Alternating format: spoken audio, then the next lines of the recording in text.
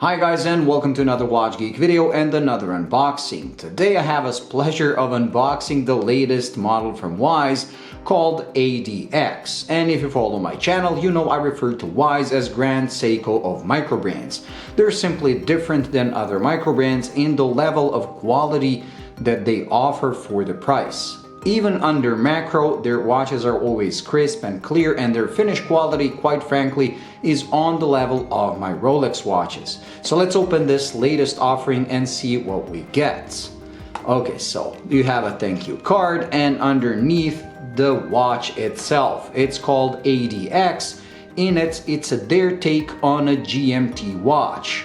Now, we've seen an influx of many affordable GMT watches from microbrands because Seiko launched their NH34 movement, but Wise likes to do things differently, and that's the case with this model as well. But before we dive into the watch itself, let's see what you get in the package. Except for the thank you card, you get this compartment. Once you open it, inside you will get your tool for sizing the bracelet. Because the bracelet is held with screws, you get some additional links and something else. As you can see, you have this little vial here, and inside you actually get glue for the screws, something I've never seen on any microbrand, which is pretty good. And when you get the watch itself, on the bracelet, because they also sent me a bracelet for the AD8 I have, you have a warning to tighten the screws and use the glue to put it in place. So even when you order the extra bracelet for their watches, you get the same vial with the glue. So talking about details, they really excel when it comes to details. When I was doing their bronze watch review, they actually vacuum sealed the bronze watch so it doesn't start developing patina until you get it there, until you get it on your wrist, which is pretty epic. You get the hang tags, you get a little instruction manual, which is just a card on how to operate a mechanical watch, and you get a metal, it looks like metal, warranty card with your serial and the date, and also a little cloth. The box is slightly different than what we're used to on Wise. It is still the beautiful wooden box with this etching, but it used to be that narrow and very wide like this long box, but this one is more square, so I believe this is going to be easier to store in your closet. But let's remove the packaging and get to the watch itself, because this one truly is a beauty. Okay, let me move this away, the pillow away, and here is the watch itself. Another special thing about this watch is that this is the first model from them that comes as standard with their new 904L stainless steel bracelet. So if you follow my channel, again, you will know that Wise usually uses a 904L steel, which is the same one that Rolex uses on their watches. This is no exception. This model, like I said, ADX true GMT. What does that mean? It means they didn't go for the Seiko NH34, but rather went with a Miyota 9075. This means that this is a true traveler's GMT, just like the Rolex GMT Master 2 and some Grand Seiko models. With those other microbrands that use a Seiko GMT, the 24-hour hand is independently movable, but with this one, it's just like the Rolex. Naturally comes with a screwing crown, 200 meters of water resistance, and the first click, you actually move the hour hand, and that is also how you set up the date. The date can go both backwards and forwards, just like the Rolex GMT Master. Only when you pull it out to the second click do you stop the movement and move all the hands together, like so, which means that this watch is made for travelers. So if you change the time zone without stopping the movement, you can change the time zone that you're in, while the 24-hour hand actually tracks your home time where you came from. And I like the fact, usually I would go for a bigger GMT hand because I had that Veneziani con Erei, the GMT, which is very similar in design to this, and I dislike the short GMT hand.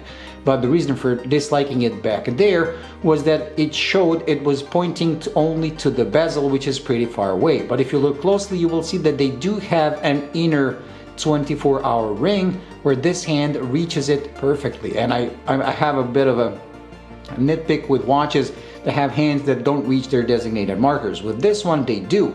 And the bezel is used for tracking an additional time zone next to this one.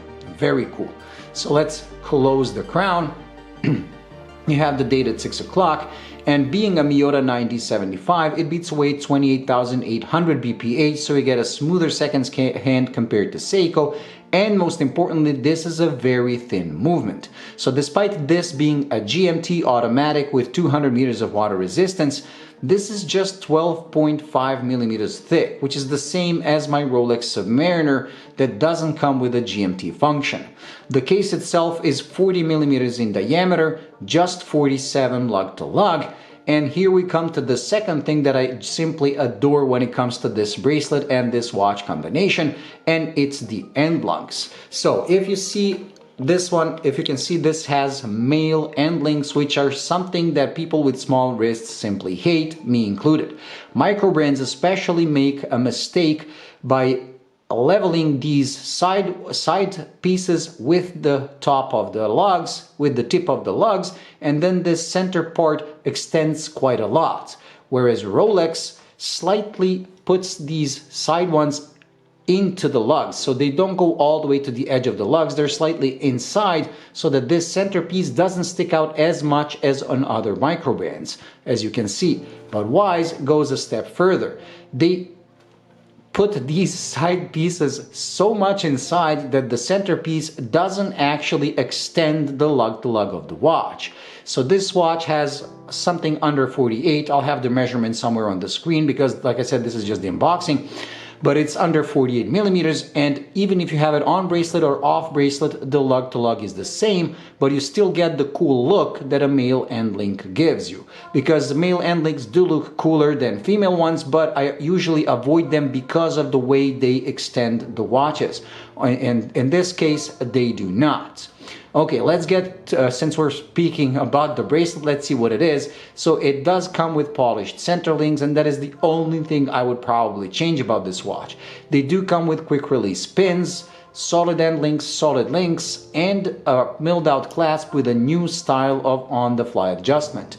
As you can see, it's not the one used by Christopher Ward and Zelos. This one uses a spring, so you can close it while you're wearing the watch, unlike a Rolex. So you can just push it, it's gonna get shorter. If you want to extend it, then you have to take off the watch, pull it up, just like on a Rolex, but this one uses a spring, and pull it out, release it, and it jumps back in place.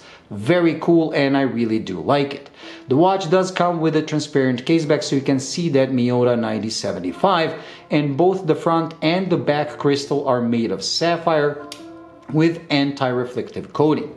The bezel itself, like I said, Wise always does things the proper way. So the bezel itself is not like you usually find on microbrands that go for a GMT. They simply use their dive bezel and then put a 24-hour indicator insert. So they stay unidirectional. This one is bidirectional, as you can see, just like on a proper GMT watch. And not only that, this one doesn't come with 120 clicks, nor does it come with 60 clicks. It comes with 72 clicks to cover all the time zones in the world. So it really is done a proper way, just like a true GMT watch. So everything about this so far is amazing. Now the AD8 that I own is a proper dive watch, and it was my favorite Wise model until I got this. And there's a question whether I'm going to be keeping that one or keeping this one and selling that one. The AD8 is one of the most beautiful watches I have ever seen, but one thing that always annoyed me about it, or still does, is the fact they use all polished case. Because Wise really does incredible finishing under macro. You can see that they're very crisp, and I'll have the macro shots ready for the full review. And also the case lines are very nicely made, but when you have an all polished case, you don't really notice the transitions as crisp as you would when it has a mixed finish. And AD8 is all polished, and that's the one thing I wanted them to change. Well, on this one, the finish is done exactly as I would like it. All the main surfaces, so the top surfaces, the side surfaces, everything is brushed, and you only get polished bevels that separate them. So if you look at here, you will see that this lug is brushed on the top, brushed on the side, and then you have this bevel that's polished running around it. And look at these case lines. Very sharp, very crisp. This does remind me of Grand Seiko somewhat. Just incredible. Now I'll try to show it like this, but Trust me, when I get to the full review and do all the macro shots, you'll be able to enjoy these lines even more. The crown is signed as you would expect, and the bezel has a unique grip, so it's not a copy of a Rolex bezel. It's something unique and done by Wise. Very nice. So like I said, this is a $720 watch, and quite frankly, it's worth every single penny. Okay, so for the rest of this unboxing, I'm just gonna test the lume and put this thing on my wrist, and that's gonna be it. But like I said, do stay tuned for the full review after I spend some time with the watch and when I have all the macro shots ready. But I do love this combo of the rose gold. Now this does come in a couple of variants. You have like a black and gray bezel, black and blue, and black and green, and all those others you get to choose the color of the GMT hand, while on this rose gold and brown, the GMT hand is always gold, which is just the way I like it.